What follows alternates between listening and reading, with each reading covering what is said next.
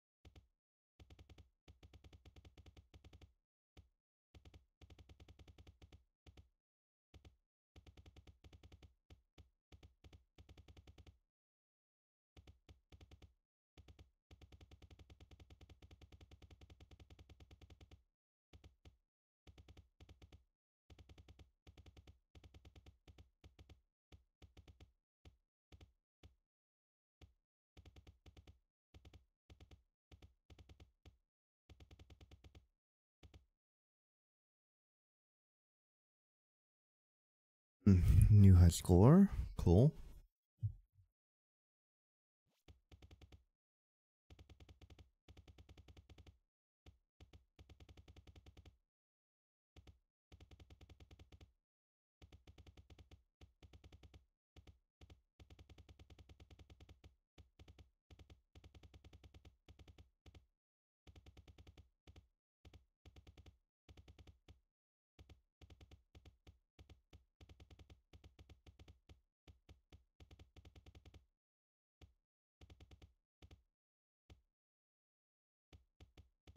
I thought it was really bad. I'm gonna put on some music, dude. I'll put it on after this.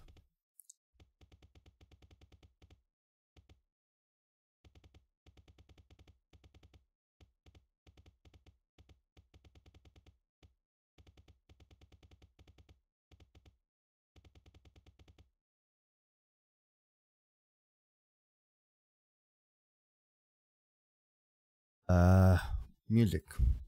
What should we listen to?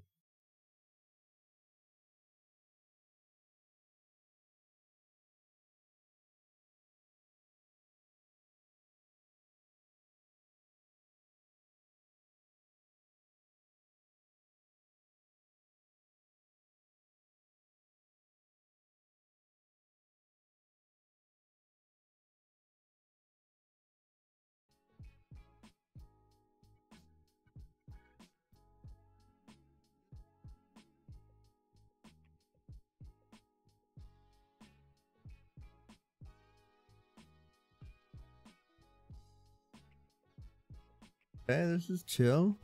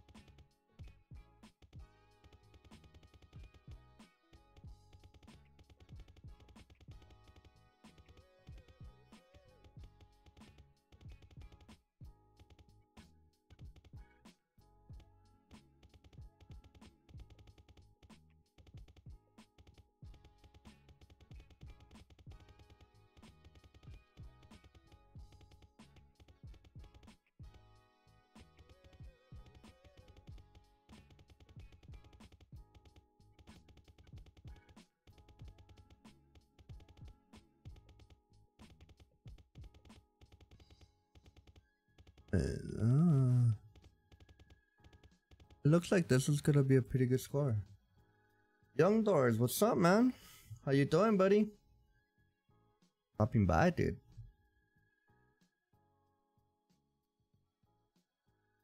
Oh, see, I knew it was gonna be a pretty good score. Oh, a second, real quick.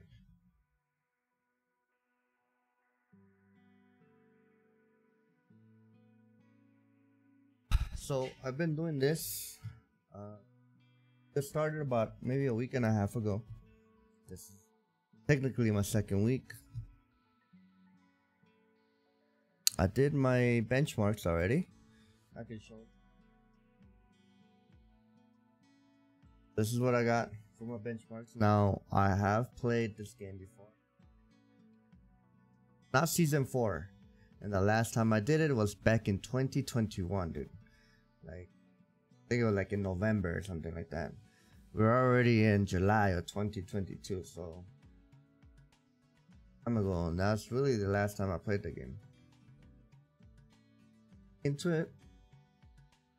Better.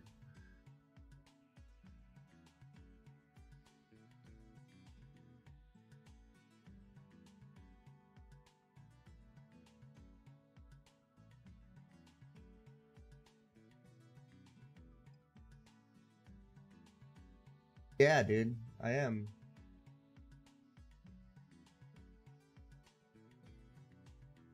Been doing different methods of training, or at least from what I've seen. Not so much different all the time, but so this is what my current schedule is. First of all, this pistol. Okay. These are the ones that give me the most trouble. The static. That's what I identified as a weakness of mine.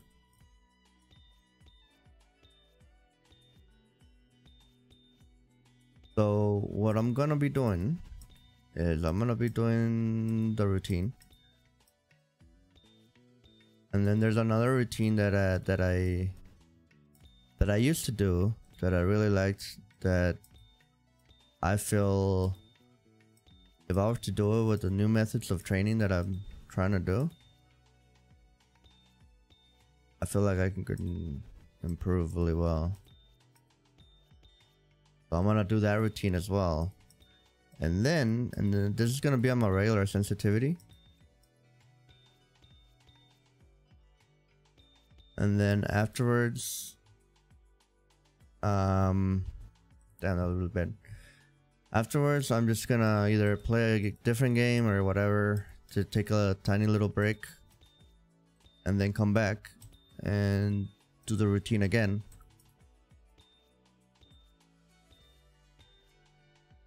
And the reason being is because there's been some studies done on sports science and on motor learning by universities and other scientists that show that when you're learning something new, doing it in a different way the second time after you take a short break, you improve a lot more than you would if you just to do it again normally. Never paid attention. Yeah, you know, I mean, that's how I was when I first played this game. Oh shit. That's how I was when I first played this game. Last year, I just did this routine, and I did it for like a couple months, and what happened was I got burned out because I couldn't improve, and I would get a lot of anxiety, dude. Like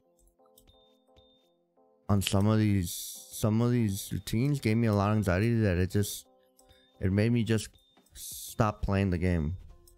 Like I would just stop playing the game and I would just hop on my normal game that I would normally play. Either Apex or I think or Overwatch, probably Overwatch at the time. And it's not good, dude. The mental game is really the biggest hurdle that you need to overcome when it comes to plateauing. And so what I've been doing recently is I've been changing my sensitivity that coincides to how these studies were done and how these studies helped others learn something much faster. And I can tell you about the studies that were done, but it was found that if you were to do that, do the routine normally at first, the first time around, and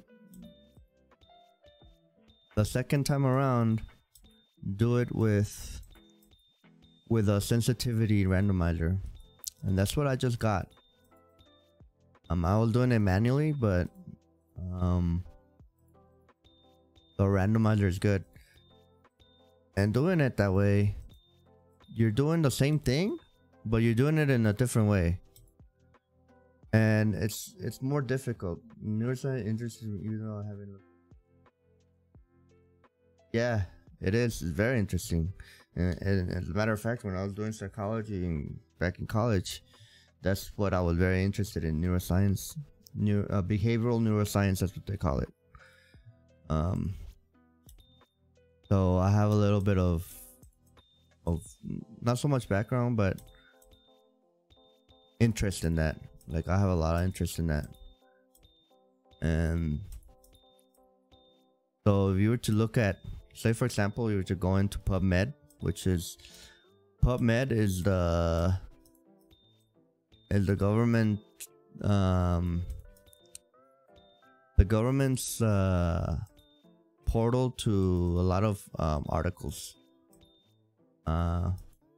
scientific articles.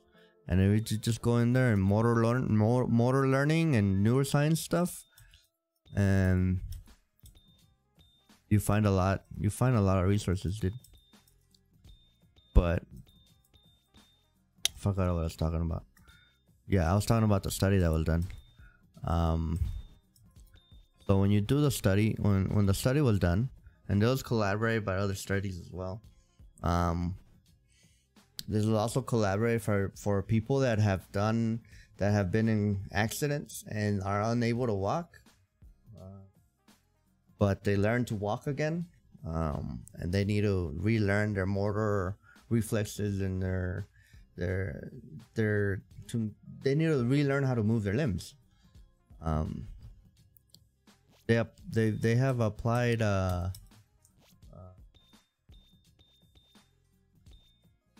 this type of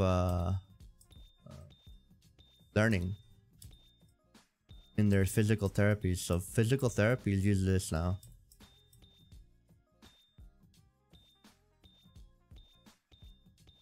But fuck, dude. So that's what I'm gonna be doing. So I'm gonna be doing 2 sessions. You don't want to overtrain, particular with something like this, because you're moving your mouse all the time.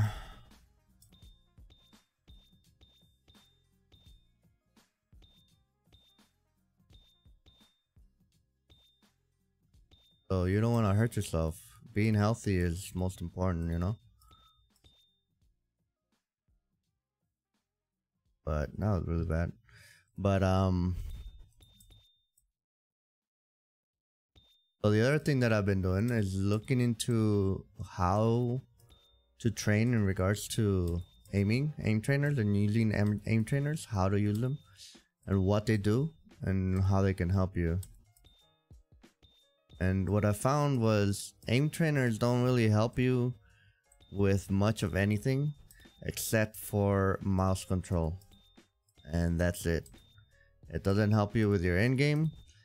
It might help you aim in your end game, your mechanics, but mechanics in your game that you play are so like the aspect of aiming is so it's like only a small little part of it, and really it's only important when you're first learning how to play a game. And once you have the fundamentals of the game down, then that's about it. Like learning the fundamentals, and that's really true for anything shit like that.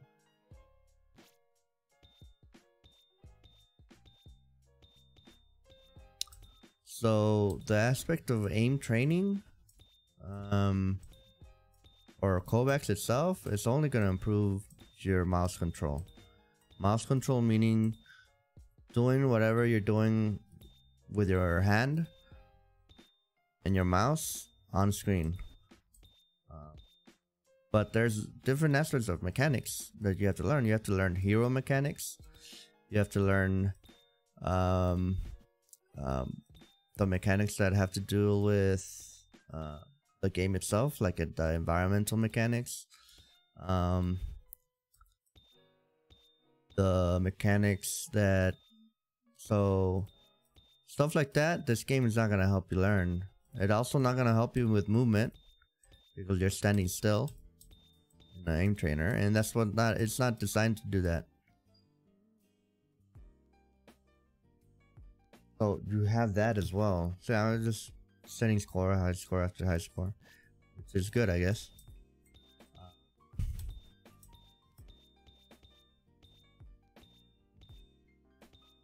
So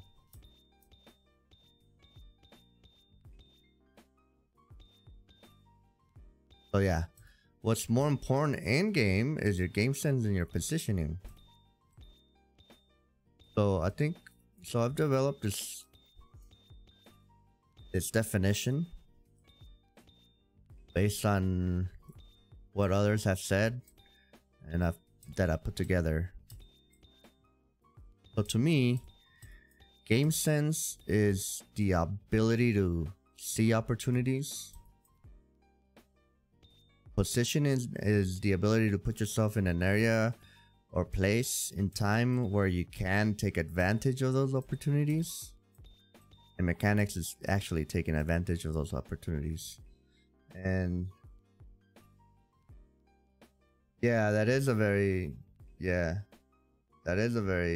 I mean, you're right. There is movement scenarios in the game, but they're not dynamic, meaning that when you're playing a game, say for example you're playing Apex, they're not gonna move the movement scenarios are not how you would move in a game like Apex, right? So yeah, you're right. But it's not meant to train that. It's only meant to train eye-hand coordination. But and like you were saying, it's okay to play this game as to have fun. This is also a very good game to warm up in. You can probably warm up much quicker playing this game than you would playing Apex or playing whatever game that you're doing. But yeah, so as I was saying, positioning, game sense, and mechanics. I think out of those three, mechanics is the least important. Because I'll give you an example. You're playing Call of Duty, right? And if you have really good aim and you can really click heads, you get into a fair fight and you might win that fair fight. You might even get you might even kill the other guy, but then you're gonna die, right? Because you didn't have the game sense, you didn't have the positioning, but you had the aim. So yeah, you might be able to kill some people, but you're gonna die. So that's not really gonna help you. Whereas if you were to understand the maps, understand where they're gonna come from, where they're spawning from, you can get multi kills without them even knowing that you were there. And if they don't know that you're there, guess what? You're not gonna take damage. And you're gonna still be alive.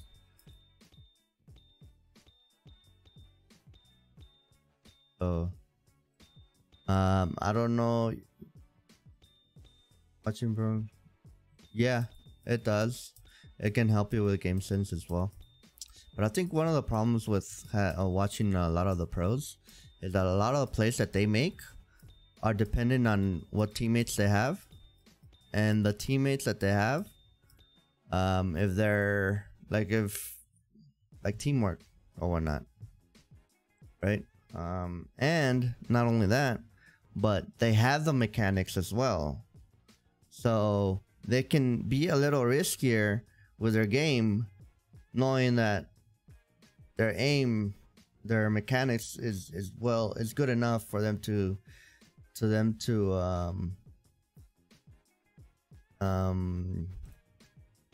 get saved by whatever play they were making, if that makes sense.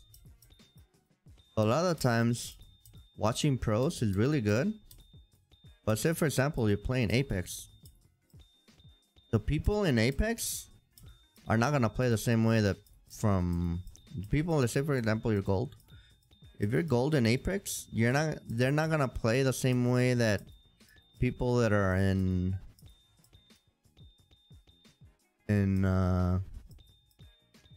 whatchamacallit, in Predator, right? So I think what's more important is learning from, at least from learning pros, is not so much to do what they do, but to know why they do what they're doing, right? And even if you know why, you have to learn how to apply something. Having knowledge is not enough. It's the application of knowledge is more important.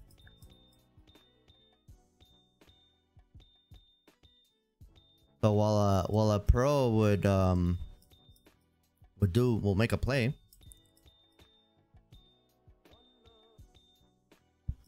it's only useful for you to make that same play if you know why that pro made that play. And that's what's hard about learning from pros, because they're not gonna tell you. They're in the game. They do the decision making between a pro and just a regular person is so out of this world. Like, it's completely different.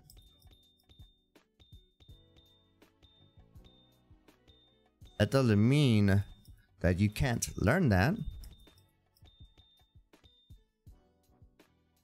But what it does mean is that you have to learn why pros do something. And sometimes the things that they do is not something that you would do in your own game. Another thing. So honestly, what I think the best thing to do is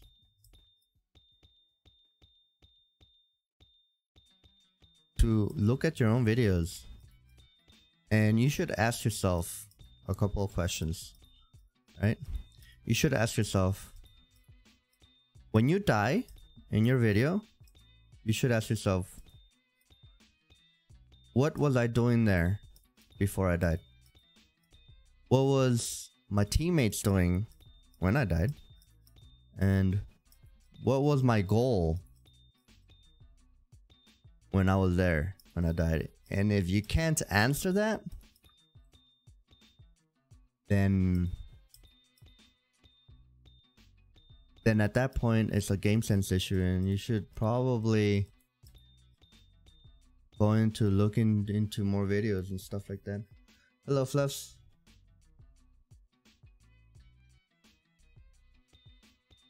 So understanding what you did wrong when you died is important.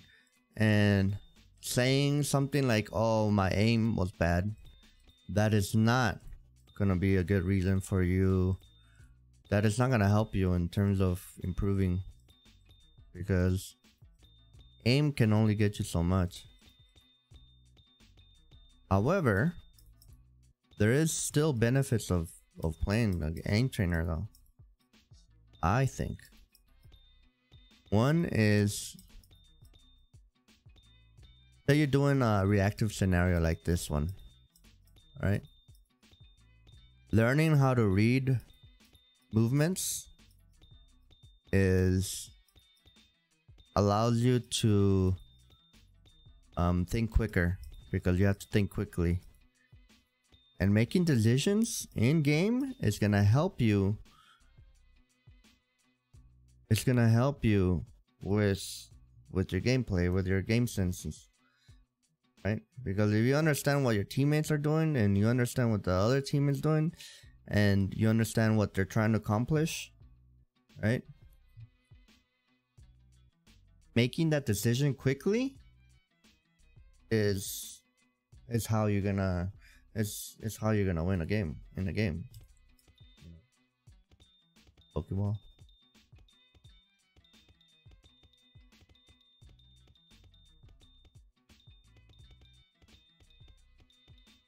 So I think that's my rant when it comes to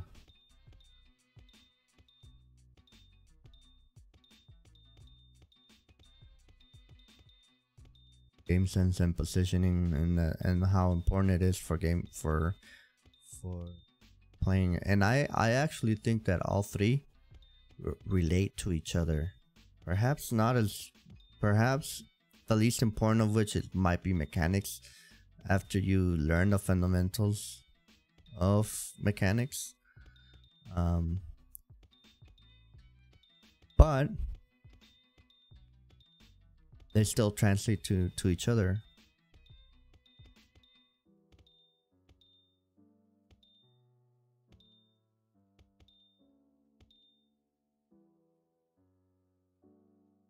Yeah, it is, dude.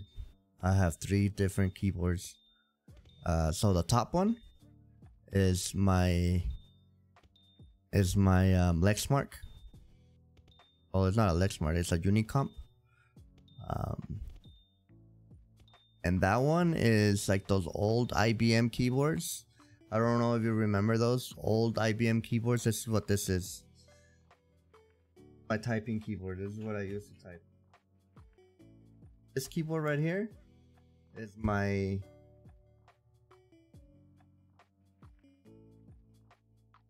the very first one that I got.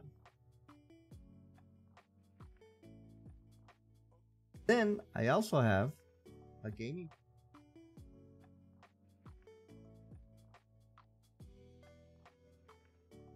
but I don't have it turned on, because I rarely use it, but I've used it in the past, and this is what I use for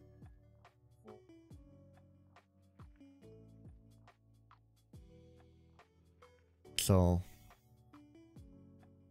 why is there a baby Yoda? Because it likes to look at the camera.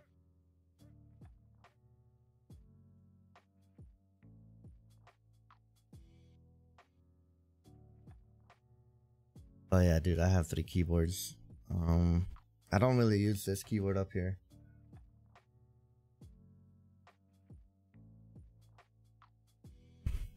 But I do like it.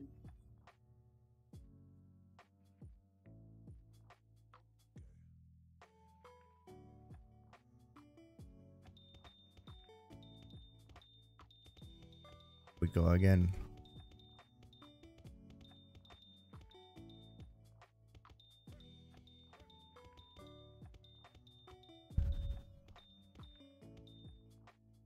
I know, Fluffs.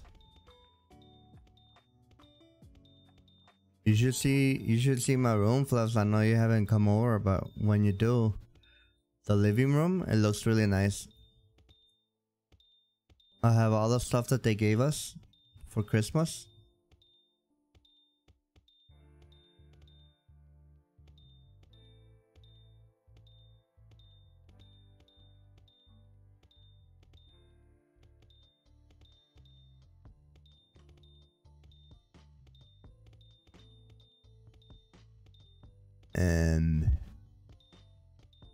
It's on the side by where my piano is. The Christmas stuff, like all the Star Wars. You remember the Star Wars, the little B-bot? Oh, I forgot the number.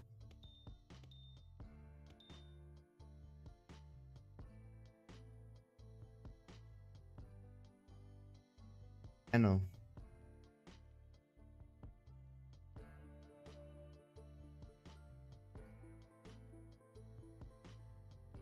Wrestling monitos from when I was young that I used to like a lot.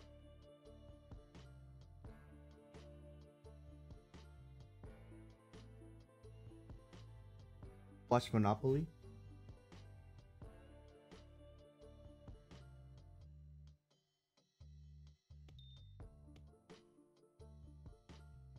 Pokeball.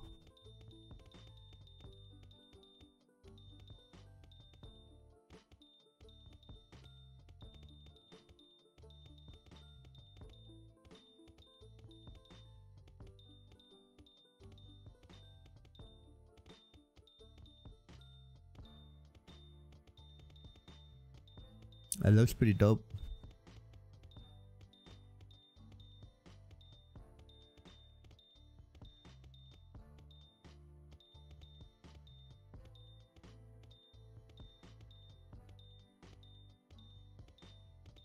So I have all of that stuff.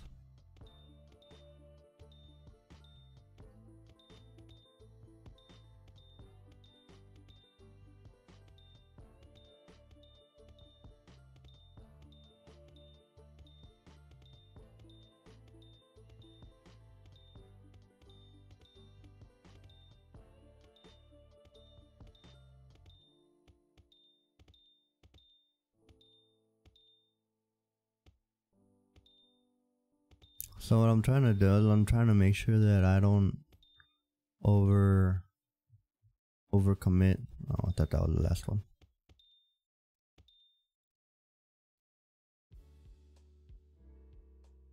Okay, getting better.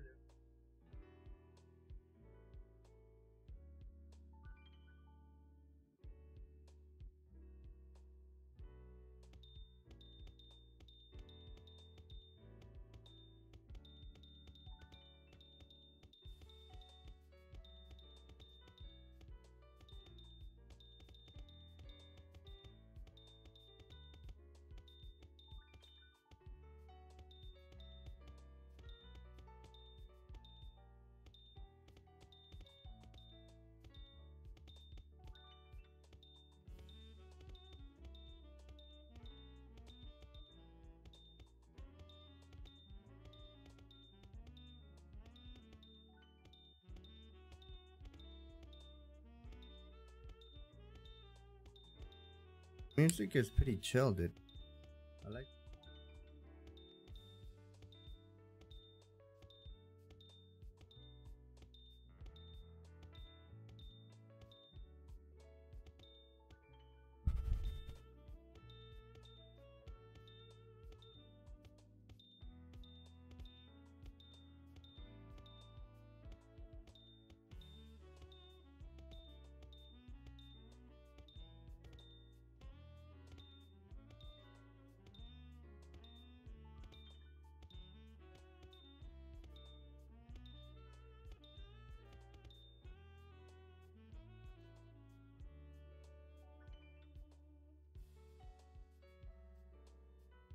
I'm almost done with this scenario.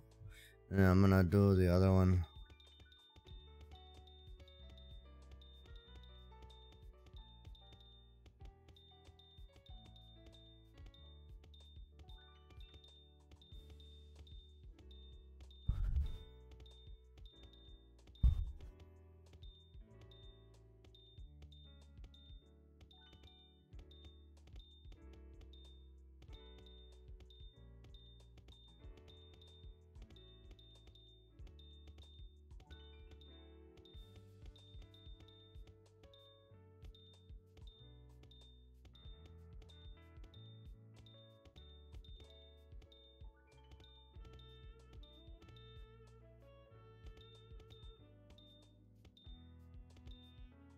I'm thinking about doing the benchmarks every week.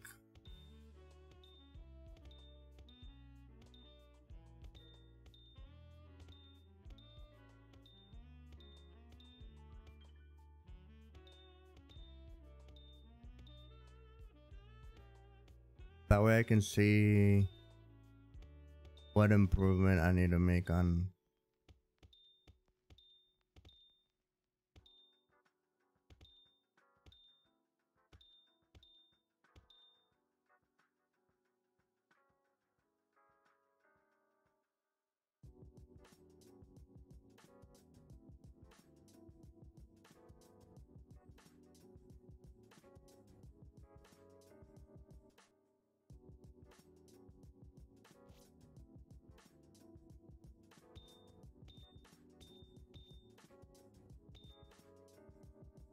Probably do.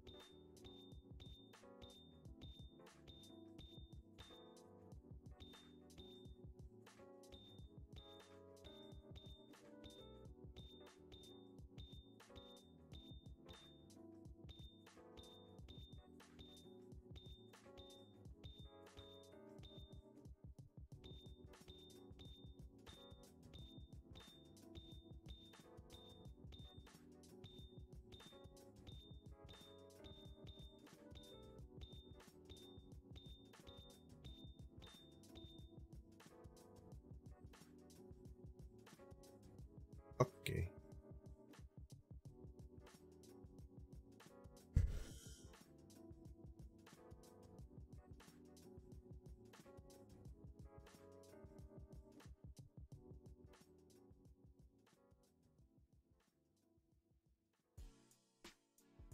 Graph on there, and then I don't know why I got that.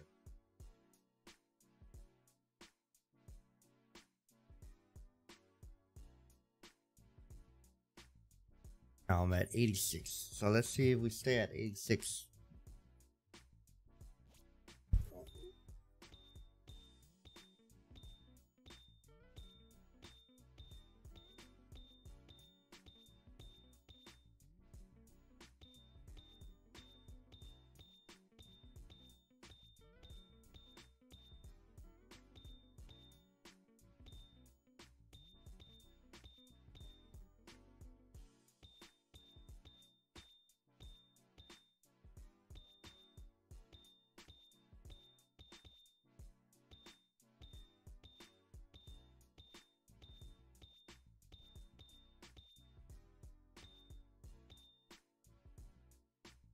Hello, what's up, man? How you doing, buddy?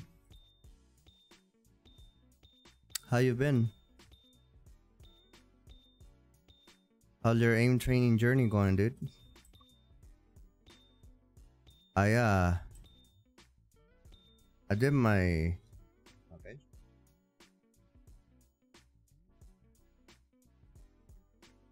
Hell yeah, dude. I'll show him to you. I know, bro. Thank you, dude. That's what I'm here for, man. That's what I'm here for. Just having that knowledge is really important, dude. It's like confidence booster.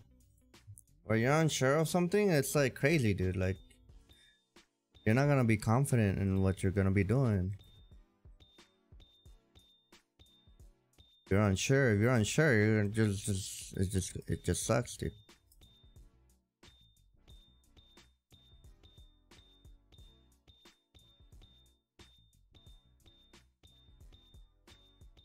I'll read your stuff for now, dude. Give me a second.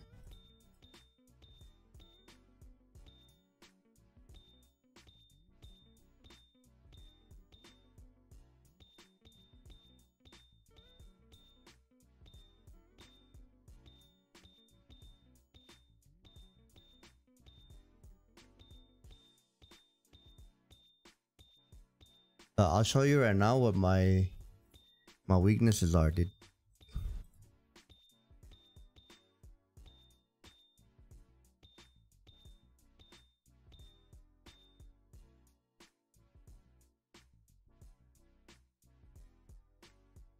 No, that's fine, dude.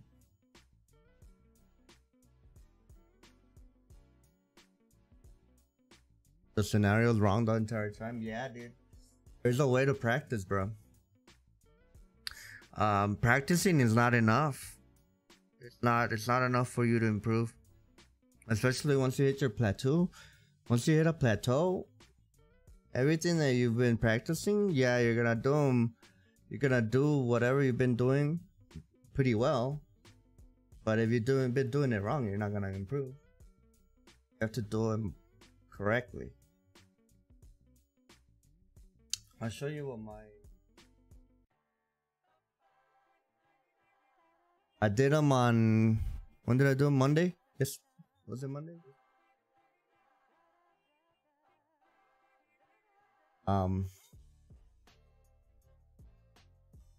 Yeah, dude. Once you develop bad habits and you have to relearn, it's really mentally draining.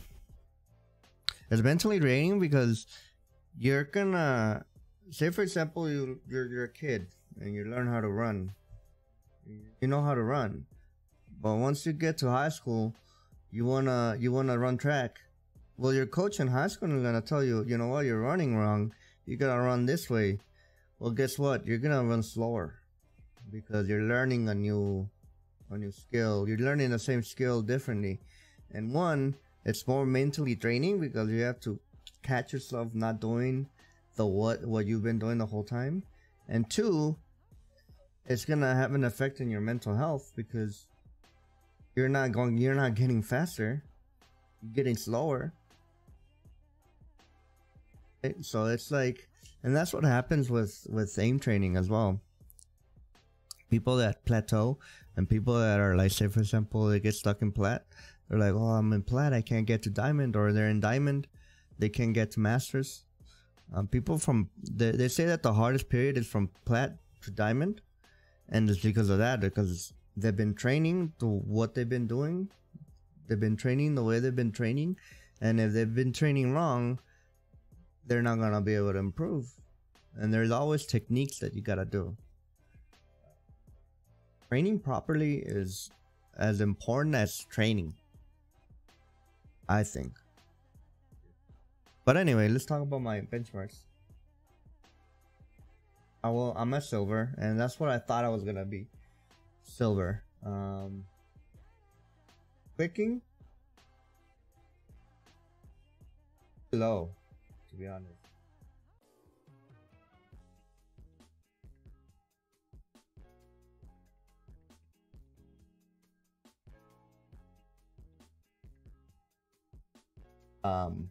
This one's in bronze.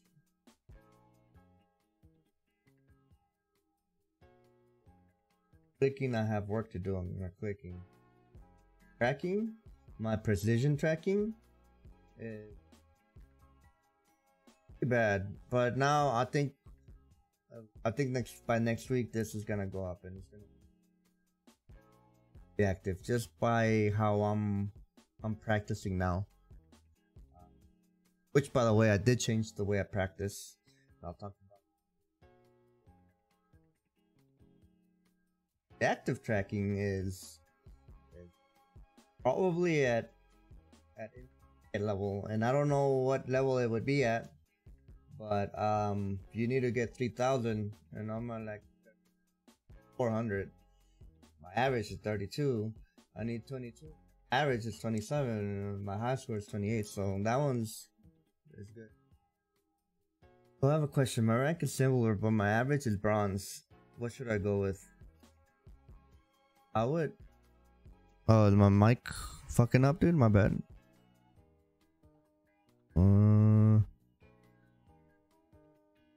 Alright, is that better? I think that should be better.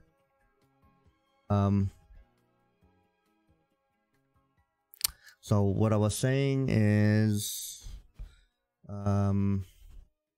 So your rank is silver, but your average is bronze. What should I go with? I will go with your rank. I think your rank is fine. Because, like, for example, with me, like, my reactive tracking is really high. So the reactive training of that I'm doing now is not going to be enough. And I could do things to make it harder on me, right? But that's not going to be enough. You're not going to improve. Whereas in your bronze, even the silver routines, and you're in bronze, and the silver routines are be very similar. What I don't suggest, and this is what other people have suggested as well, is doing a scenario that is too hard for you. And you should know how hard it is. Like, so I'll give you an example with this. So I'm at 4 out of 5. Okay. So let's go do this. So if you're doing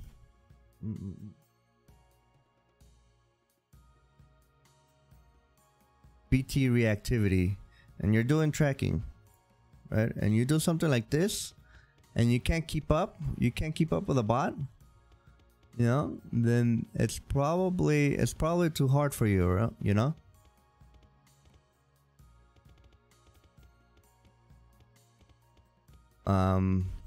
You need to, by the time you finish this scenario right here, you need to be at you need to be between 30% and 45% in terms of accuracy.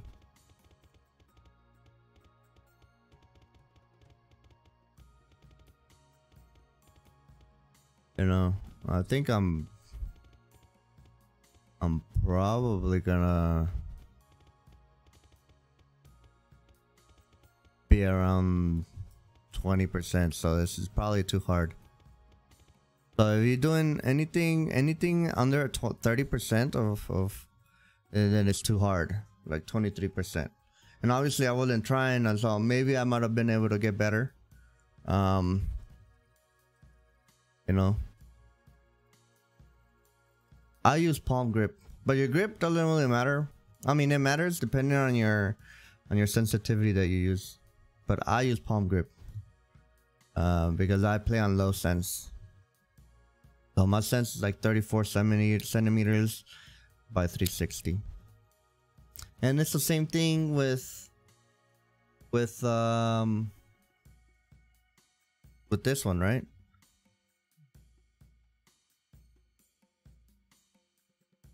Like, for example, when you play this, you know, and you can't keep up with this,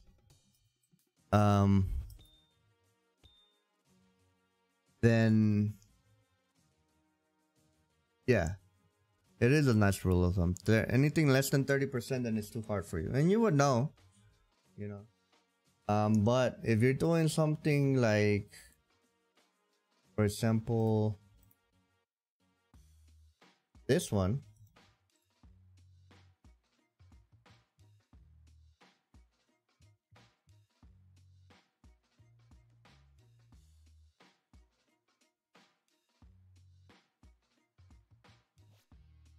like that one, like this one,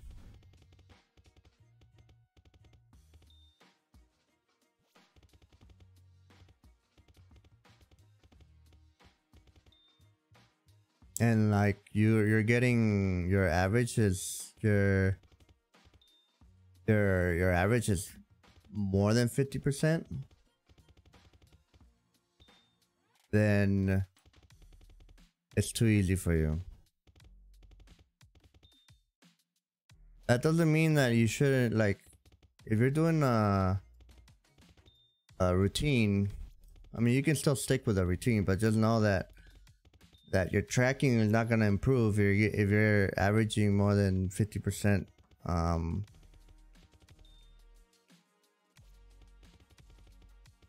accuracy.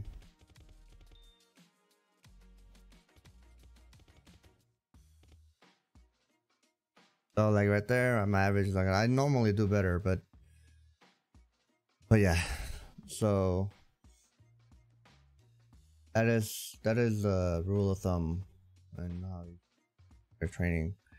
You can still do the routine, but know that until, so you wanna do stuff that's gonna be like, it's gonna improve you overall. And once you get to a certain level, then you can start doing other stuff. Even at my level, even at silver, like for example, I know what my weaknesses are. Weakness is clicking and switching. So what I'm gonna be doing is I'm gonna be doing my silver routine, which you should always do, and then you can add an additional routine as well that emphasizes.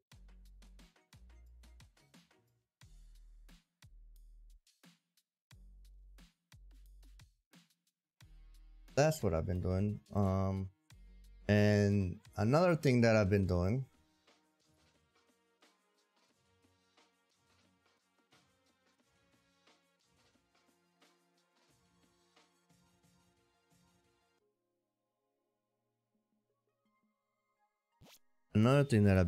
is that what I've been doing?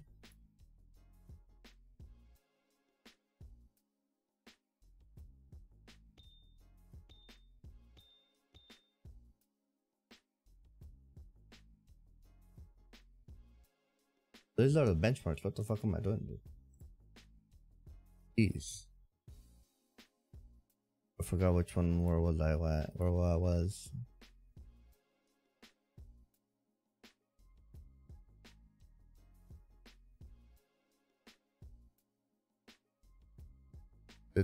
Those. Oh, let's just start here. Oh shit, my bad, dude. I don't know why it's doing that. Hold on.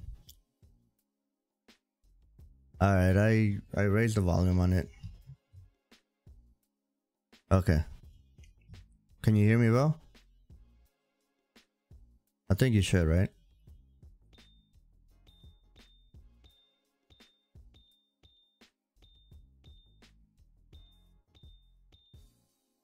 I don't remember where I was. I think I did that one already. Yeah, I did do that one. I think I was here. Yeah.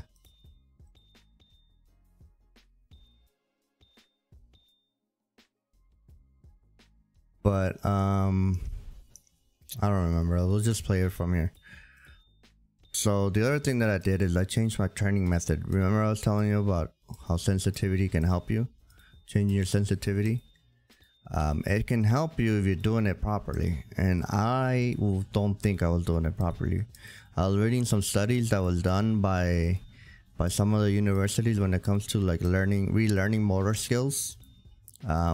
Particularly people that have lost function in their limbs and they had to relearn. So what they found was if they do a task,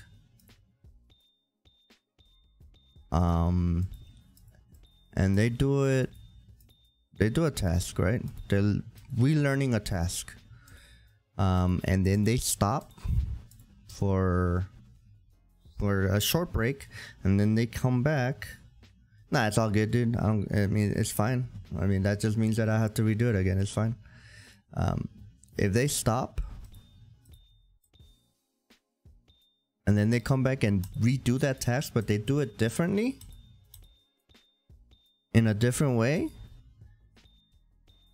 they actually learn quicker. They're quicker to learn that task. They're quicker to learn to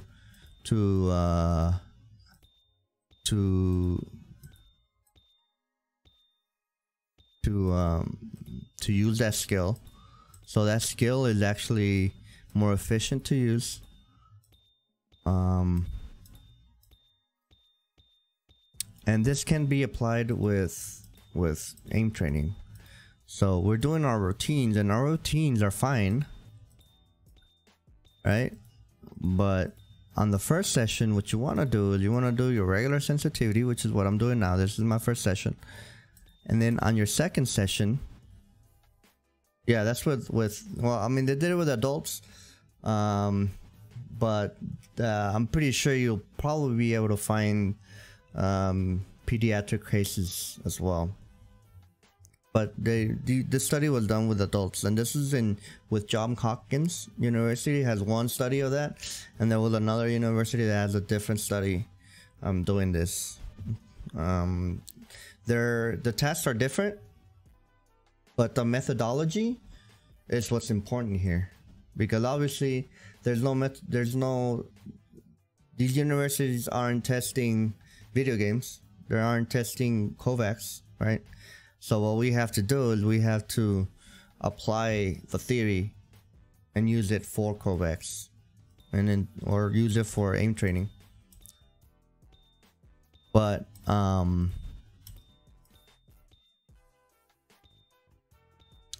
so that was what the study was, right? And when you apply it with Kovaaks, this is where sensitivity randomizers are important in terms of helping you learn quicker, doing a skill more efficiently. This study was also done by this is also applied in athletics and in sports science, which is why the NFL, which is National Football League for American football, they do 2-a-days, and they do them in the way that they do them, where they do their first physical training session in the morning, then they stop, and then this is where I was anyway, so that's good.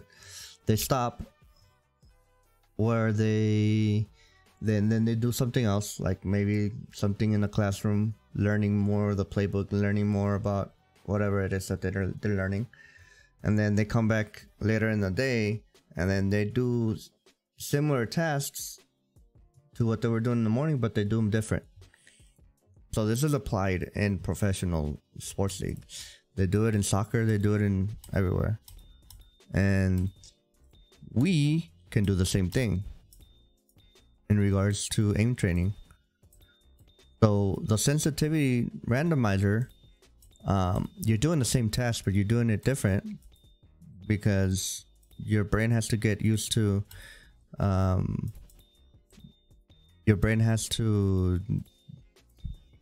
do a task in a certain sensitivity that it's not used to.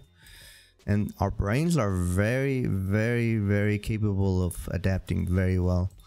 And if you do one sensitivity, even multiple sensitivities for long enough, your brain is gonna remember that.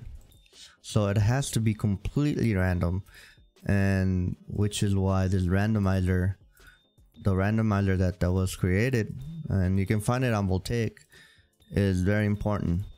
And you have to use that. You can't do it the way that I was doing it when you first saw me. You have to do it that way, because our brains can adapt, and the whole point is for our brains to adapt, yes, but you want our brains to adapt overnight. You want them to build their connections, the synapses. You want to fire up all those chemicals, neurotransmitters, what they call them in psychology and in neurology. And you want all that. You want all that overnight, to be developed overnight, to be more efficient overnight, because overnight is how you raise your skill ceiling. You don't raise it while you're awake and you're doing the skill. You raise it when you sleep and you wake up, right?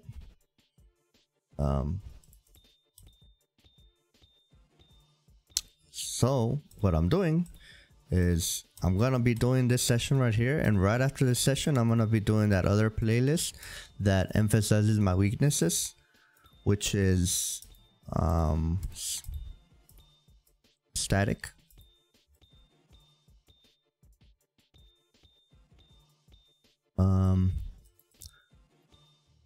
And then I'm gonna take a short break. I'm probably gonna play a different game, maybe some Apex Arenas or something. And then after a short session of a break, I will come back and I'll finish off with Kovaaks again, but this time with my sensitivity randomizer, and I think that's gonna help a lot. And one of the things that we have to understand is this is something that we have to learn. Like, this is a learning process for everything. So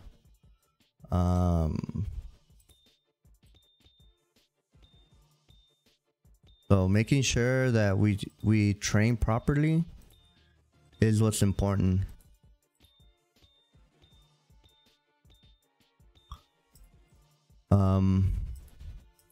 We want to make sure that what we're doing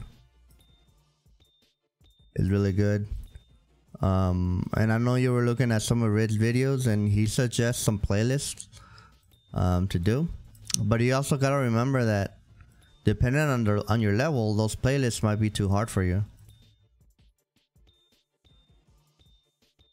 So I think what's more important is to take the lessons of what he's saying, and to corroborate. Like, the stuff that I was telling you about, I changed it because I was reading on some of these studies that were done, and I'm trying to apply them for Kovaaks. I'm pretty sure there's probably some document out there that relates to aim training that'll probably say the same thing that I'm saying.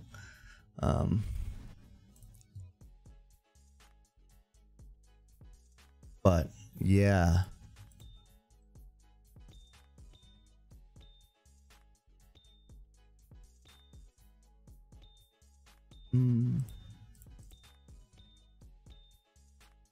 I'm overshooting this shit, bro. You need to stop doing that, dude.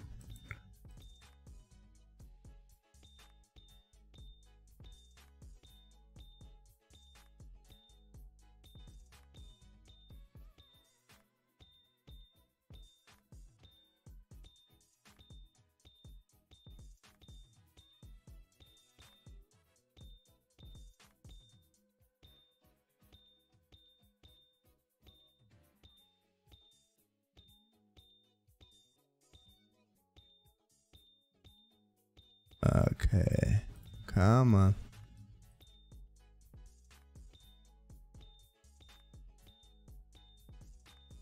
And I think you can see how much trouble I'm having right here. How to train paso and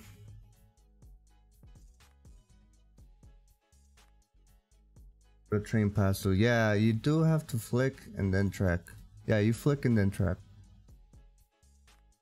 So paso are the evasive bots, right? I think what you need to do is you need to like, when you flick, be smooth with your mouse. And you should, when you see the bot moving in a direction, depending on the direction that it's going, your brain should automatically know that that's where you need to flick. Yeah, if you struggle with paso, that's where a lot of us do struggle with paso. Especially me, I struggle with paso.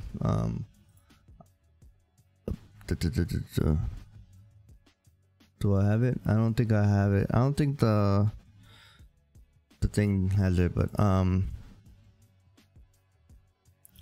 so this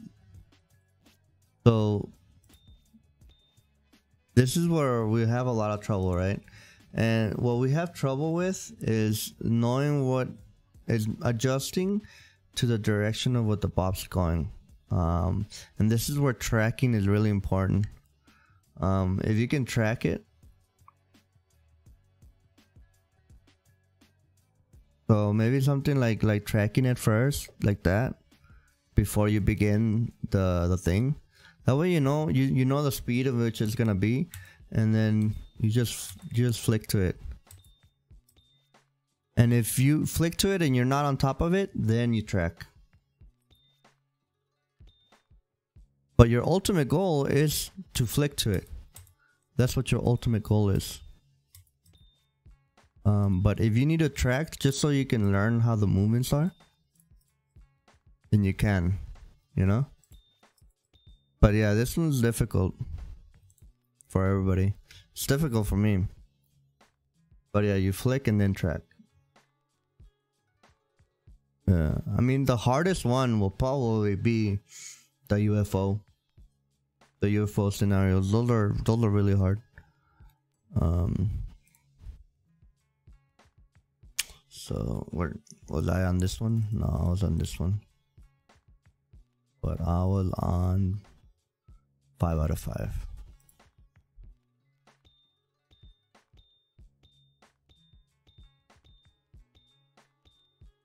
That's why it's important when you do these scenarios right here, you get to as close to the dot that you can. The closer you are to the target, the more accurate, the less you need to adjust your tracking when you're tracking those bots. Because you're gonna do something like that. Let's say, for example, that's moving, right? And the closer you are to it, the more the chances that you're gonna be able to hit it. But yeah, those are really hard. Those are really rough. But training static can also help you with your with those. And also training your tracking. Which is why all of the scenarios, all of the different aspects of aim are important for you to learn. Even if you only play a game like Valorant.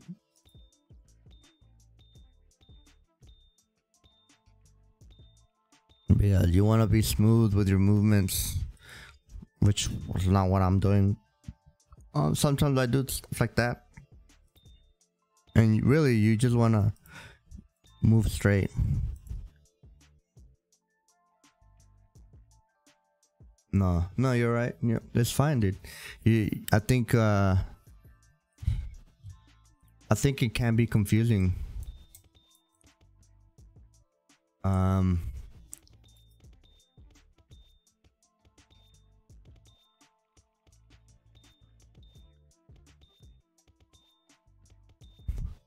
This is another scenario that I was struggling with.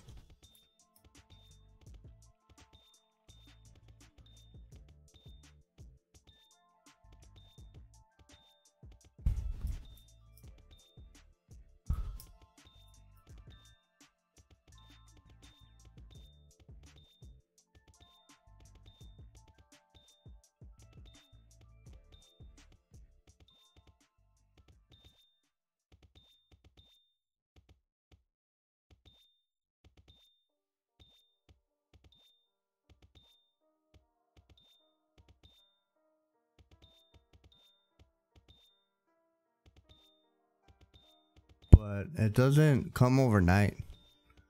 It takes a while for you to it takes a while for you to catch your mistake. And then it takes a while for you to correct your mistake while you're doing the training.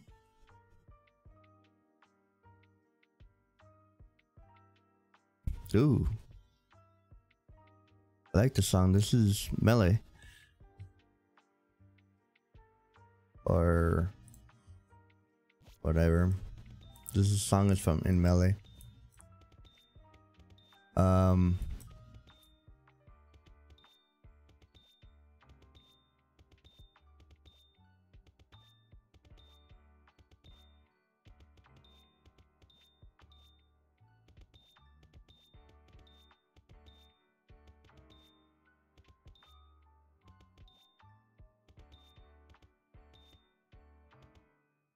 I guess the most important part, and when it comes to flicking, is to be smooth with your movements when you're flicking.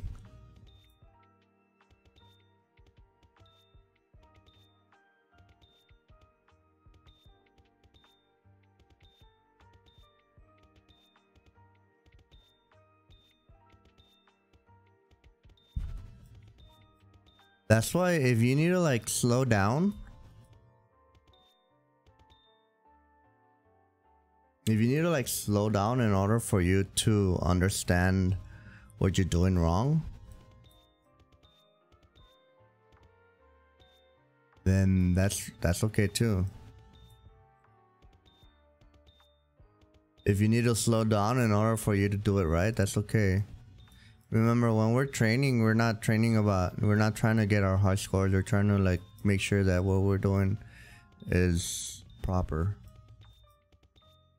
And we're not gonna be perfect because we're not perfect.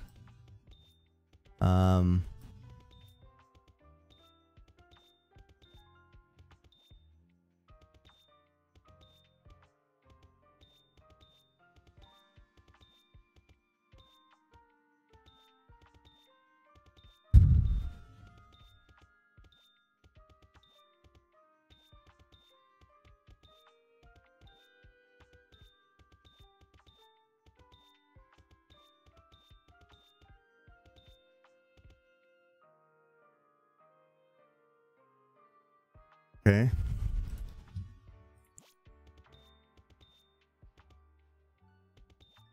But don't doubt yourself either, dude.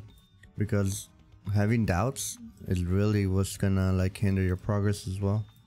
You have to be confident in that you're gonna do well. It's harder to say than to do, right? Because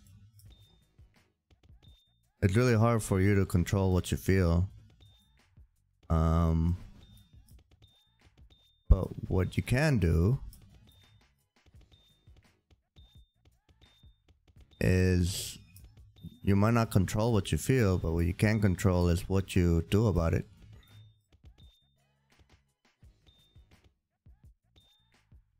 So one of the things that has helped me is me telling myself I'm the best over and over again.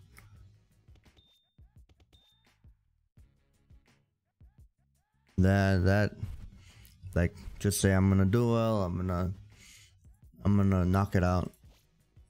And having like if you're gonna go take a test, you should go walk in there like if you're the most confident person, with your chest puffed out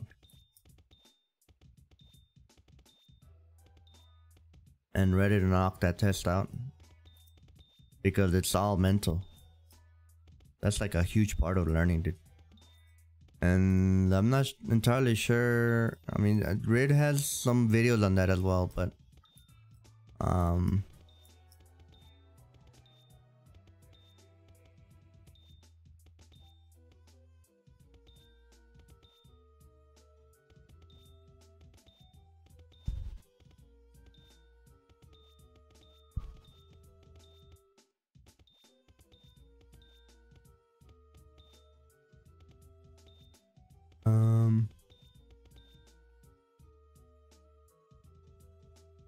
yeah, that's a really good quote, dude. You're only as good as your opinion of yourself. That's I mean, that's true, dude. You know, that doesn't mean that you should be cocky. Or not cocky, but like if you should feel like you're better than everybody else. Because that's not what that quote is saying. What you should feel, that you're better than what you're better today than you were yesterday. And if you look how we learn, and the way we learn, the way we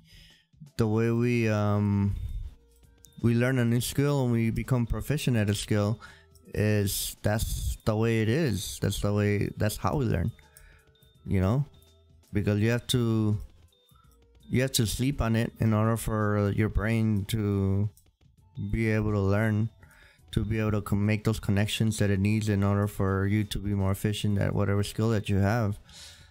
So that's only done overnight. So you should feel like if you're better today than you were yesterday.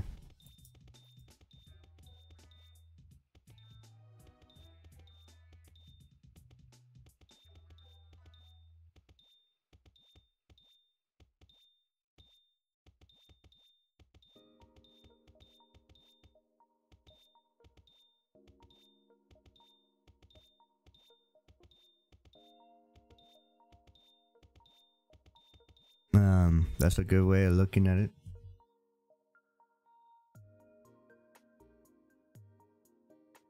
Hmm. 73. What was my highest? 76. Okay, I think we can beat that.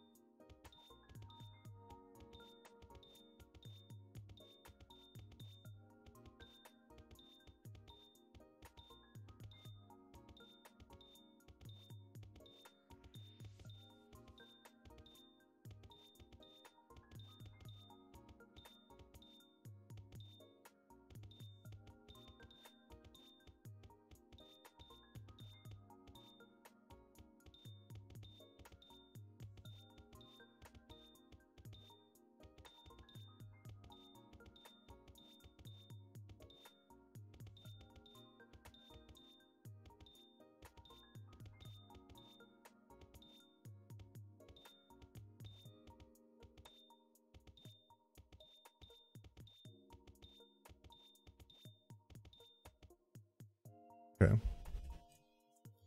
Yay, we beat it.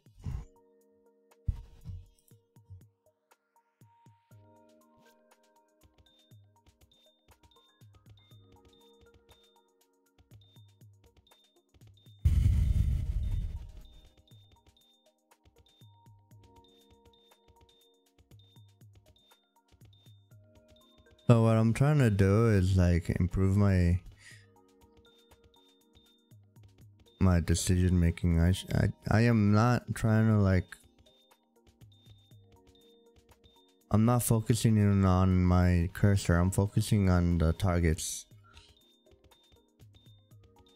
And as soon as that I'm on one target, I am focusing on where I'm gonna go next.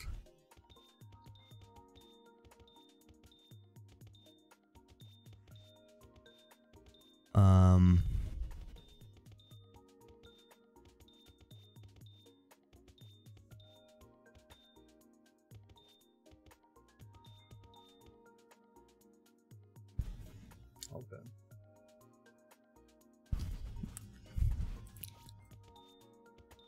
And little things like that, little goals. I think setting little goals when you're doing a scenario is really good. Right? You always wanna have some kind of like game plan of what you need to do. And I think to me the journey is more fun than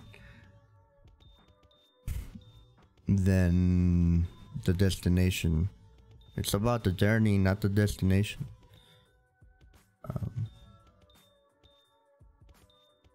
There's a quote by Brandon Sanderson in one of his books that goes, "Life before death." And then I forgot exactly, but something about journey before destination. The eye tracking by Otter. I have not. What is that about? So they like track your eyes and where you're looking at. That seems like it's a helpful tool.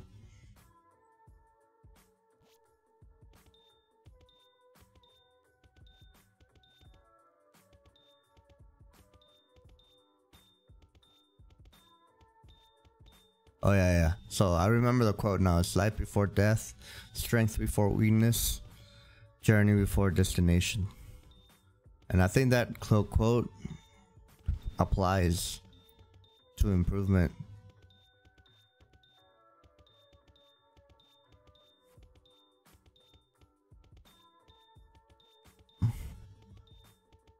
By the way, Brandon Sanderson is one of my favorite authors. All of his books are really gold, dude. They have a lot of like reflection.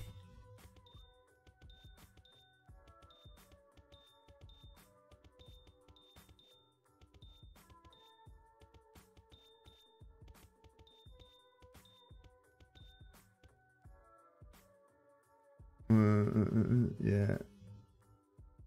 helps with keeping focus on target. So what do you mean? Like, does it like, is it something that you would, that you see on your screen when you're looking? Or I'm not entirely sure how that would work.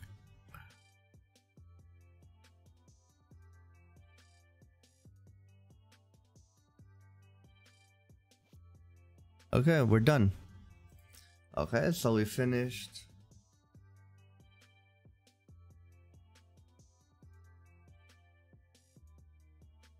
Yeah, you send it. I'll grant you permission.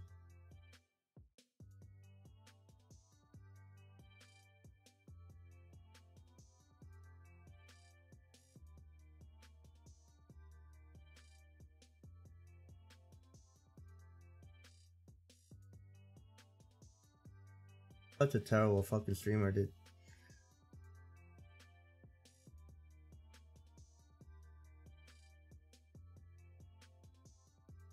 Hold on. Twitch.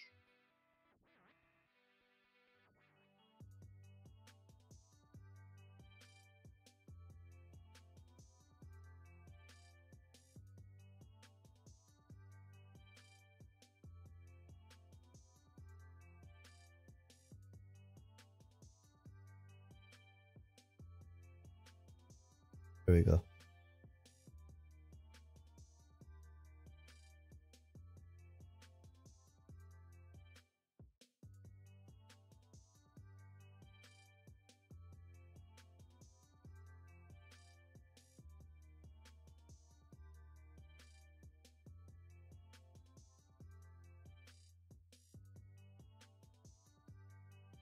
If not, you can always like message me. If it doesn't work, it's always like weird with streaming noise. Yeah, it's not letting you. Yeah, just message it.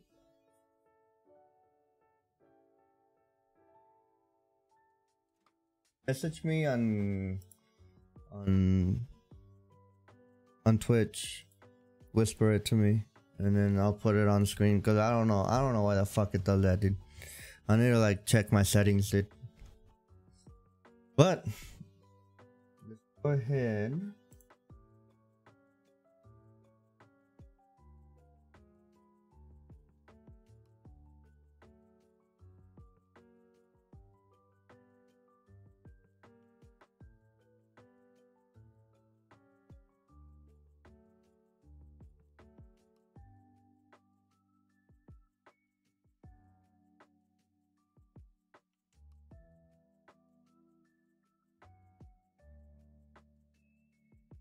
Hey. And then we'll end this session with this playlist right here, which is really good.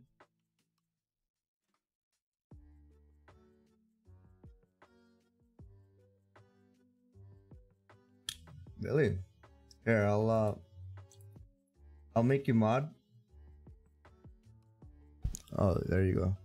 Yeah, I got it now.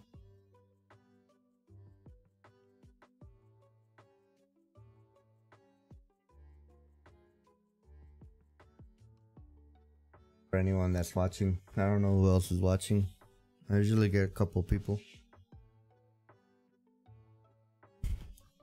And then if not, if anybody like goes back and watches the VOD again, which happens, they can see it. They can see it on the chat. So now we're gonna do this playlist because this is where I'm weekend. And we're trying to improve that. So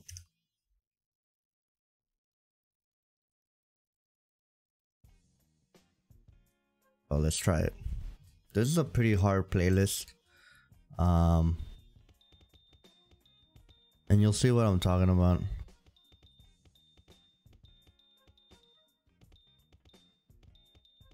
I might have to do something different instead of this. but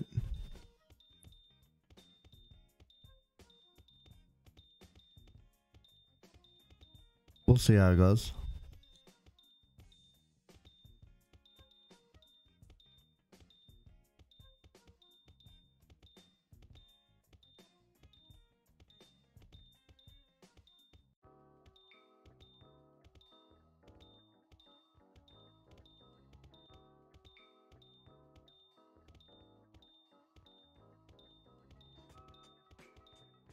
And I think after this, I'm gonna take a little break. I'm probably gonna eat, but I'll put some YouTube on there. Although, I don't know, I'm not hungry, so I don't know, I might not eat. I might just play a game. And then I'll come back with a randomizer. Okay.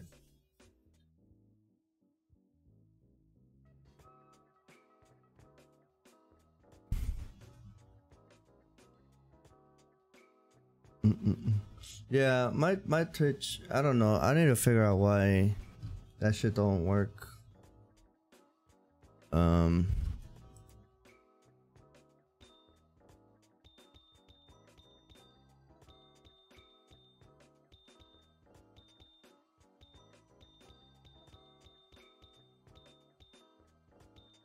Now my audio's weird.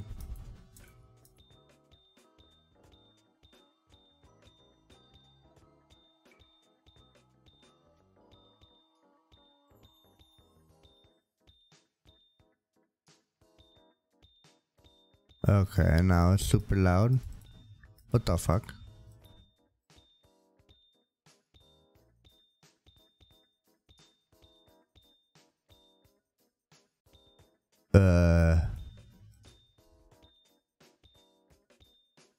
Need to turn that down a little bit, huh?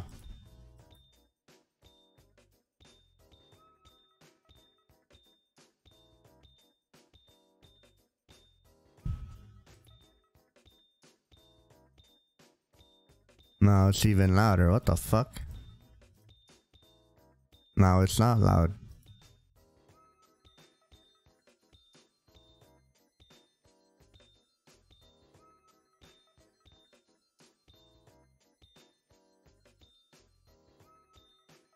Okay.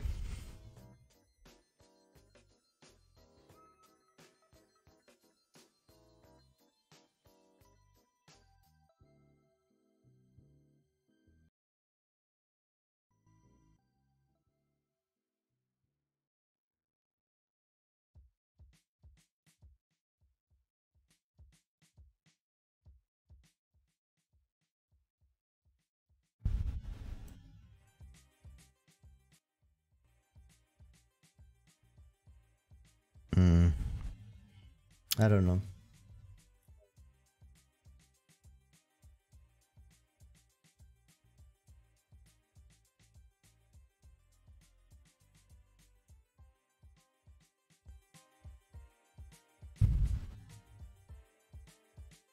I think it might just be on my end. What's up, dude? How you doing? Welcome, dude. I am I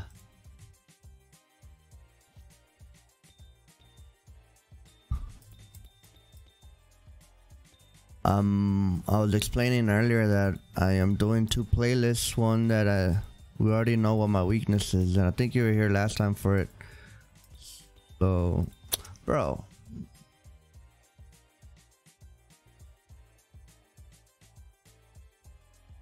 Okay, sorry.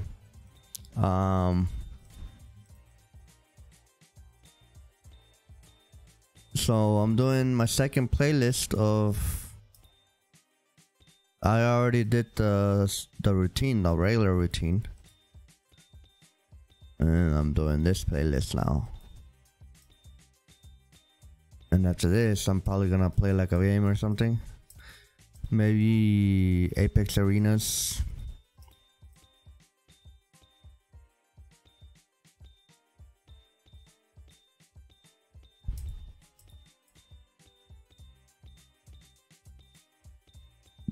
But it seems like in most of the scores that I've been doing today, they've been getting better and better. For static, yeah, static is really hard for me, dude. I don't know why it's so hard for me.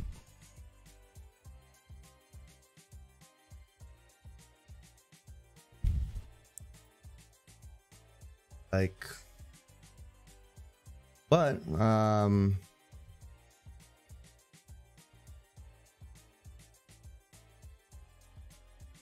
this playlist might be pretty good. Let's try again.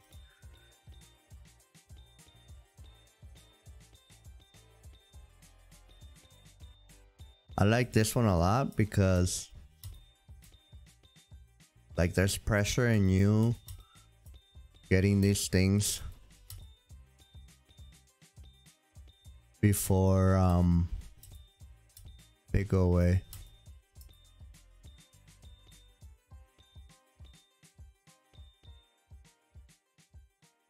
And like it teaches you decision making.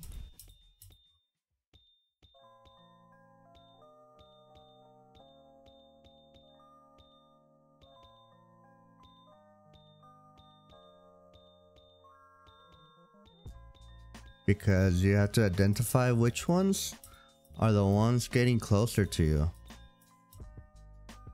And if you don't, like I just did there, you just fuck it up.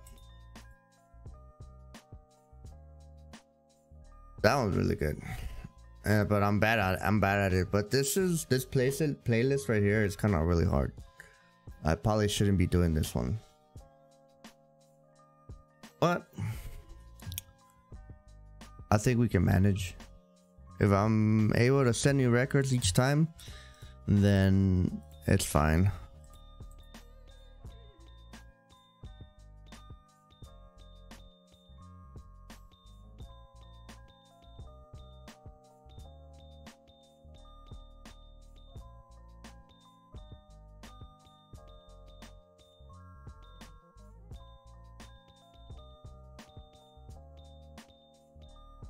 And what I want to develop is speed, because that's what my problem was speed in getting these. But it looks like I'm doing better than I was when I first did this one about a week ago.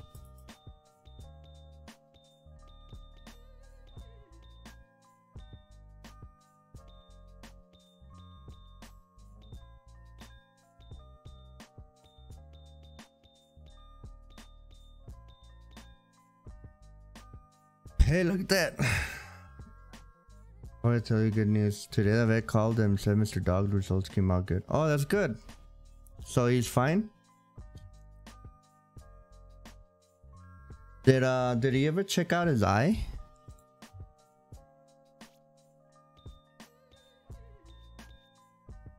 Okay, so this one.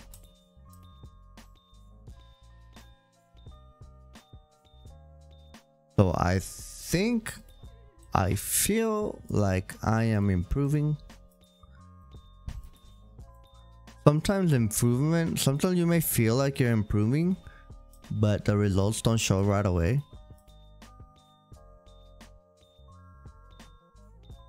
But I think that's normal.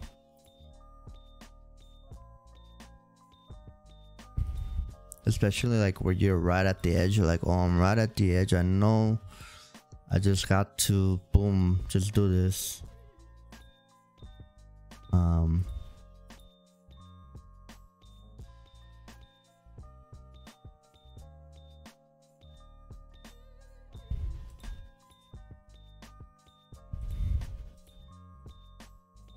Hell yeah, dude, look at this.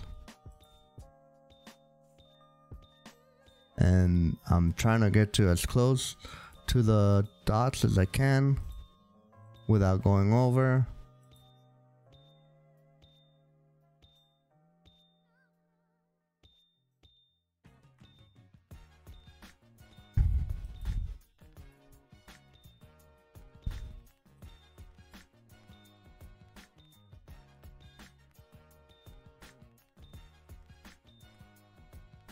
I score nice. And went away the day after. Oh, okay. And he probably just a piquete, you know? Cool.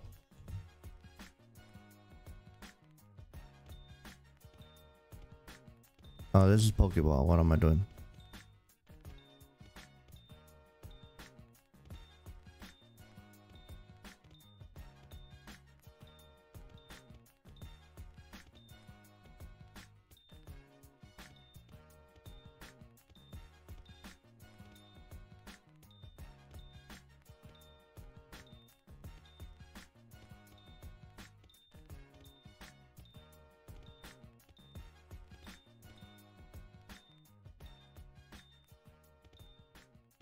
So notice that the way I'm doing it is I'm going around the edges.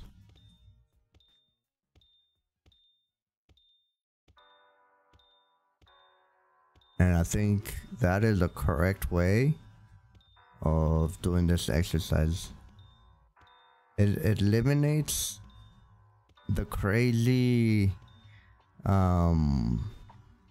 outliers that you sometimes get. You're still gonna get them, but it helps with that.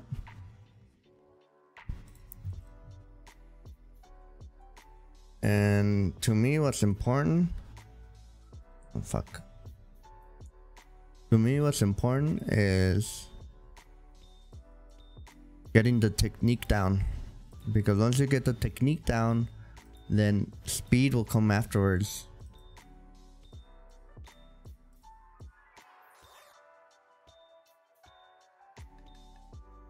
And I shouldn't have done that. I should have kept going.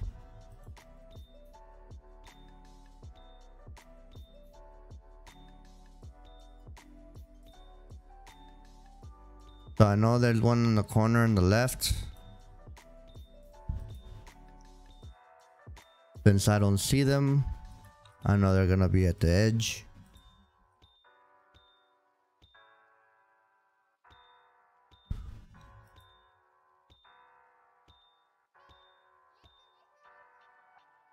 Fuck, I shouldn't have come back for it.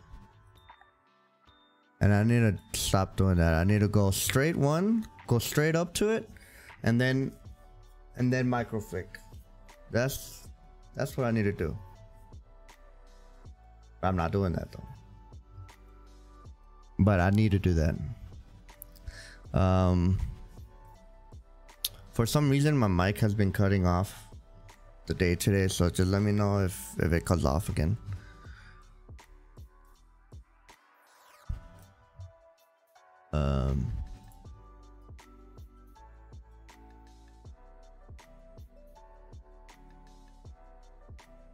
So yeah.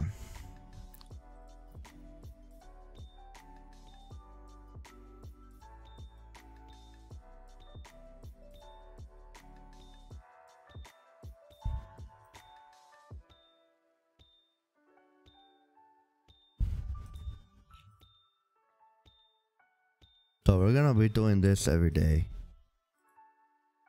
And then we'll see when we take our benchmarks again. And I'm thinking of taking benchmarks on Sundays. Because Sundays, I don't have a lot of time to...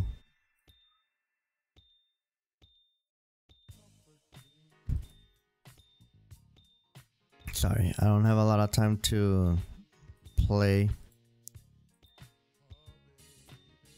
Because I'm doing homework or I'm doing something.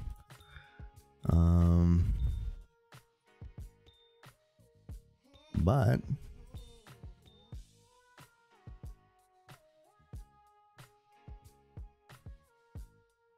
okay.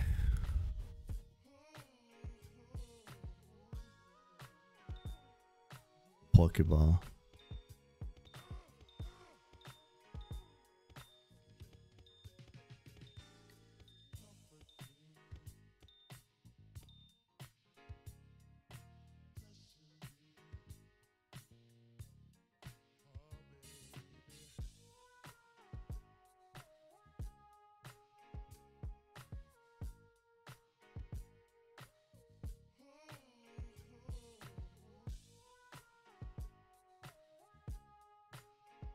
Break. hand exercises.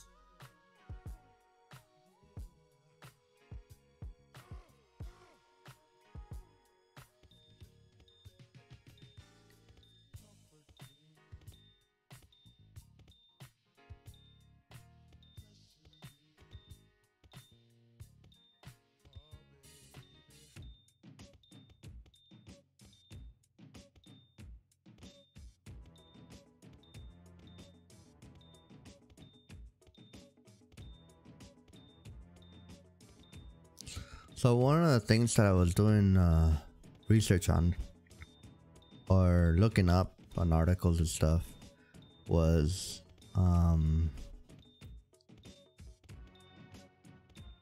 our brain interprets signals. And I've noticed that visually it takes longer for your brain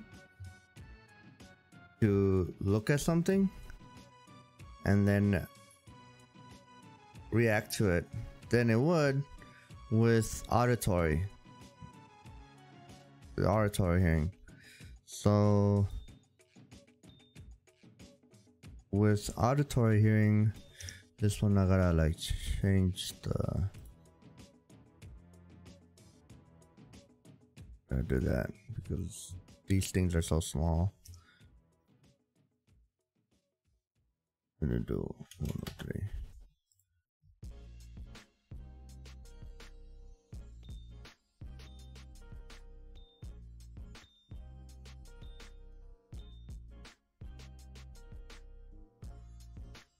Why am I overshooting it?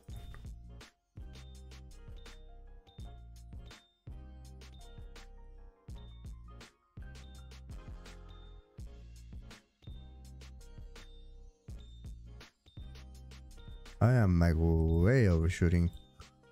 Why am I doing that? I need to slow down.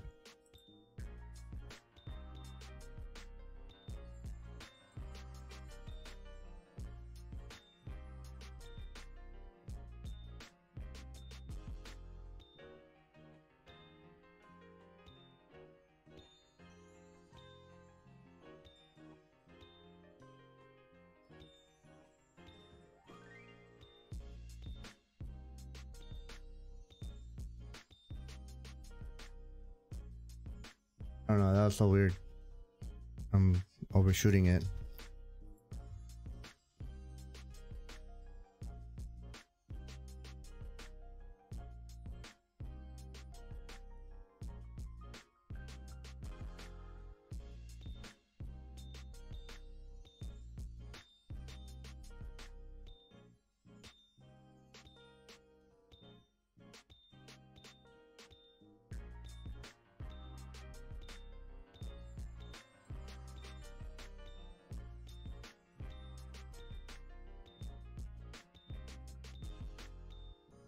I definitely want to be.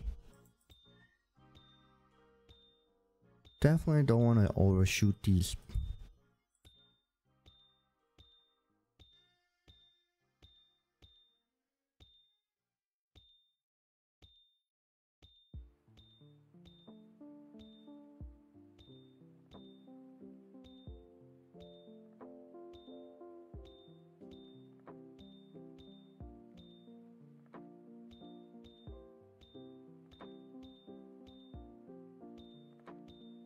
Okay, I felt like that was okay.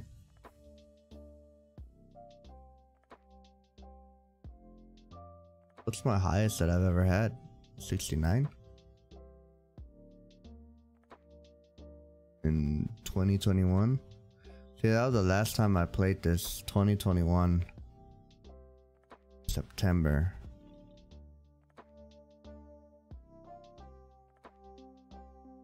Yeah.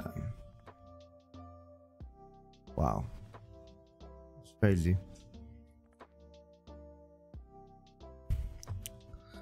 Okay. So now it's Pokeball.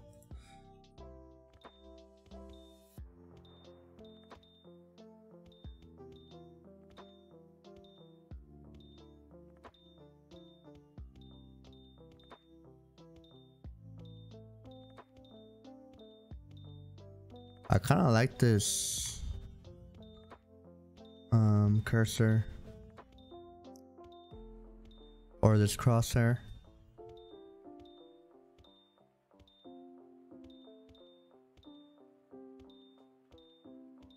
It's less intrusive and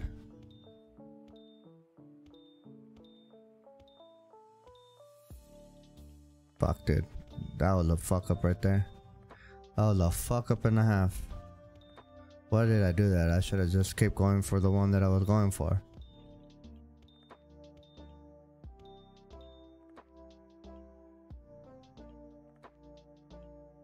That's the highest I've ever gotten. 77? Okay.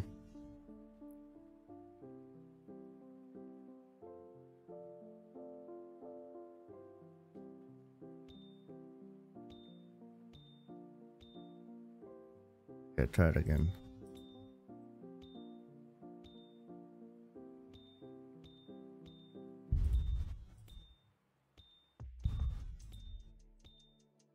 I overshot that one. I overshot that one as well.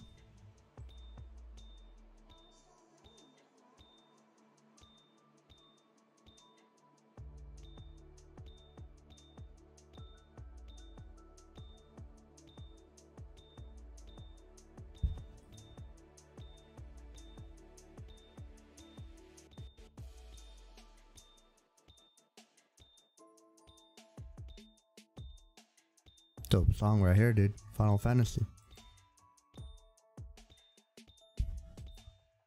Dun, dun, dun. Na, na, na. Na, na, na. I guess it's different. Okay. Damn, this is a dope remix, dude. I'm gonna subscribe to this dude.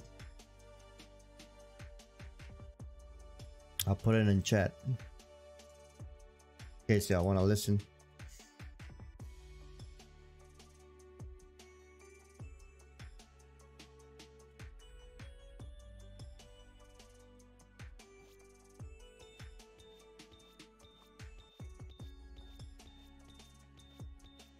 This one's cool.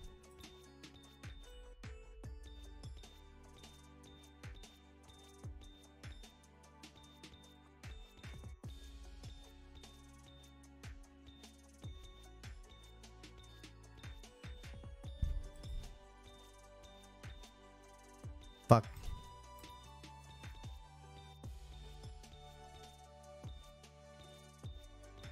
No, no, no, no, no.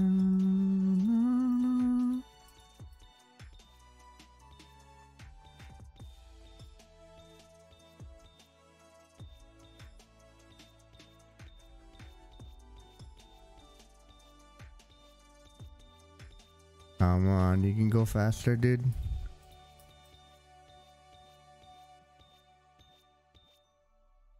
Go. The highs I've ever gotten.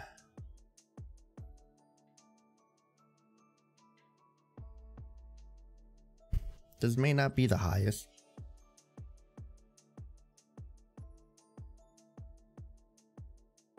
but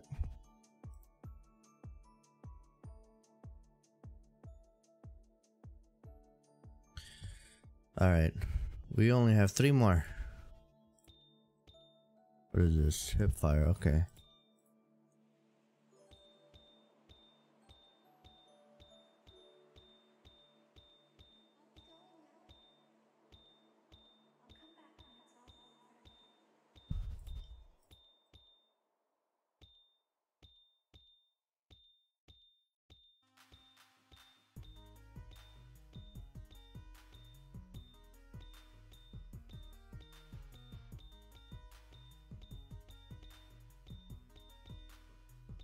Bruh.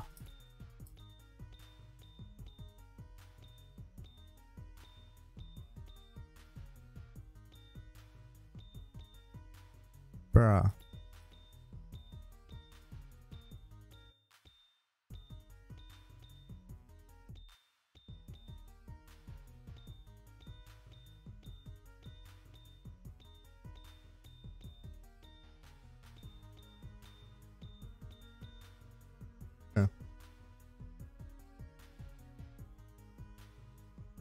Alright, what's next? Extra small. This one is pretty rough. Oops. What the fuck did I do?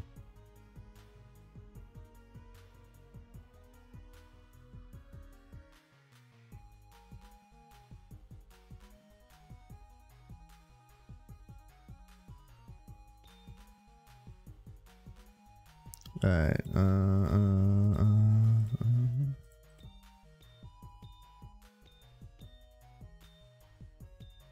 I gotta make sure that I land to as close to this, to the target as I can without overshooting it. Which I'm still doing a lot, dude.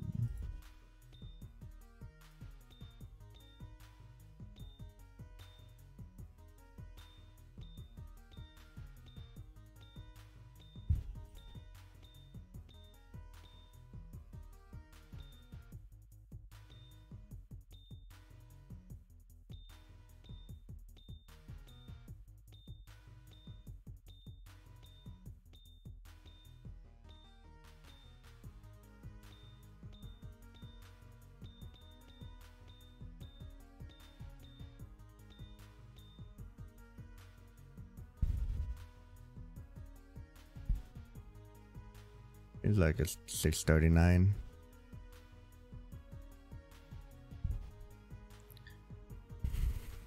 And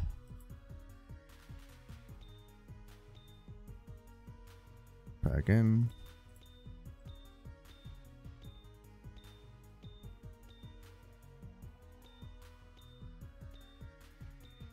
You see how like when I'm shooting it, I'm doing this? I need to stop doing that.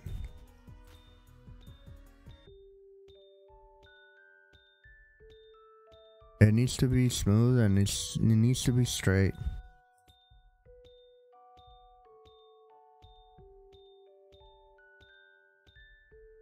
And that's what I'm focusing on right now. That's why like smoother scenarios help with static.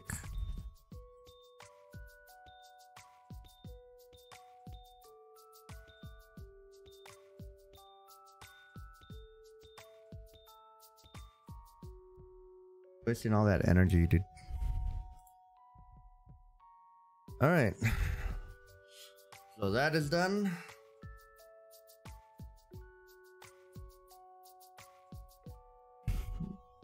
We're gonna take a short little break. I'm still gonna be on.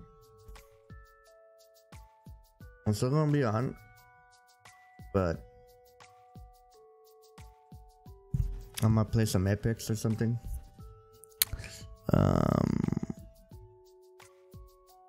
Yeah, I might play some Apex.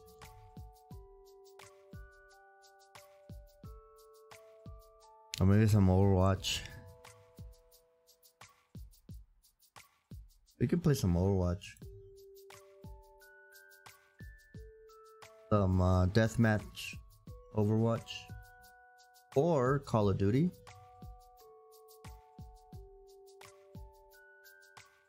Yeah, let's play the story. Call of Duty. I haven't finished the story for Call of Duty. So we're gonna do that. We'll play for a little bit. And in about 30 minutes, 45 minutes, I'll come back and I'll do my second round of training.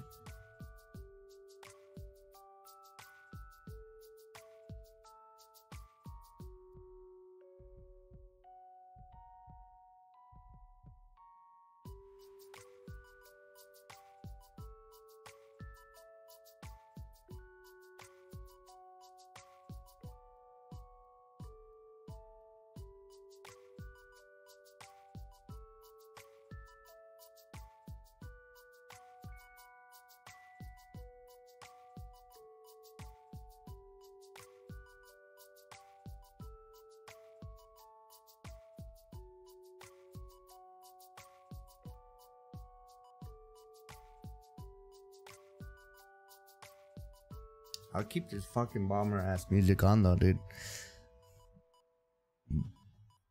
This shit's fire as fuck, dude.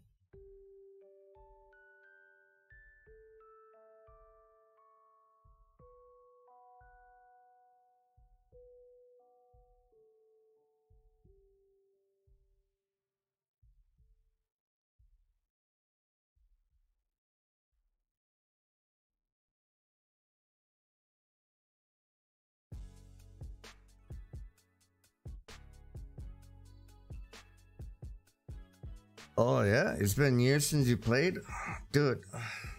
This last card is fucking terrible, man. I think every card has been bad, and the reason why I think every card has been bad is because the way they do their MMR. They want to do their MMR so that new players can play the game. Most people are pretty bad at the game because it's a COD and it's a game that you only play every once in a while. You don't play all the time. So the veterans of the game, they don't give a shit about them, and they're fucking terrible. And because of that, they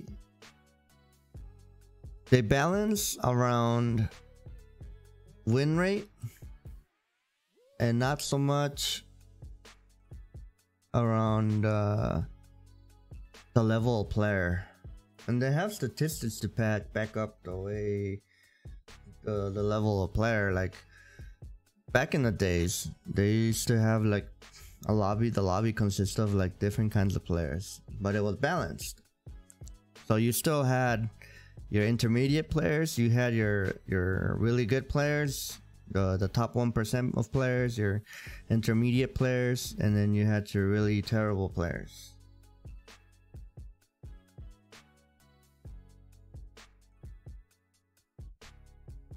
And that's how they did it back in the day. But they've altered their algorithm so that the level player is gonna be at your level, and that's fine sometimes. But because they balance over win rate and not so much over your stats, that you get games that are just bad, dude, especially if you win a lot. So you're always gonna win and you're always gonna lose. You're never gonna have like a positive win rate. Fucking sucks, dude. Downloading the update, by the way.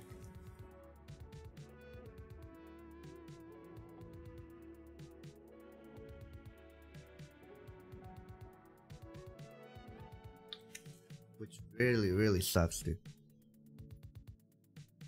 Yeah. Modern Warfare was good. I thought it was good. I mean, they still had that same algorithm, but the maps were really good. Maps were well done, so it was still fun to play. But nowadays, what you see in the games are just people that are standing back and just sitting there. And because the way the maps are designed, the choke points, there are choke points in the game where if you sit in a place in a certain area, there's no way you're gonna get to them. There's nothing you can really do, especially if your team or the enemy team can cut off the choke points, the multiple choke points that there are.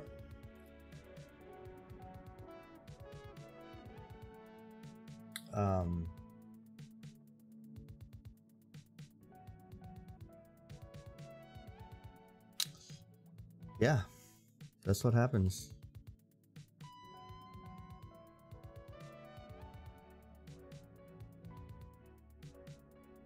Hopefully my game doesn't crash, dude. Sometimes my stream crashes. So we'll play some multiplayer.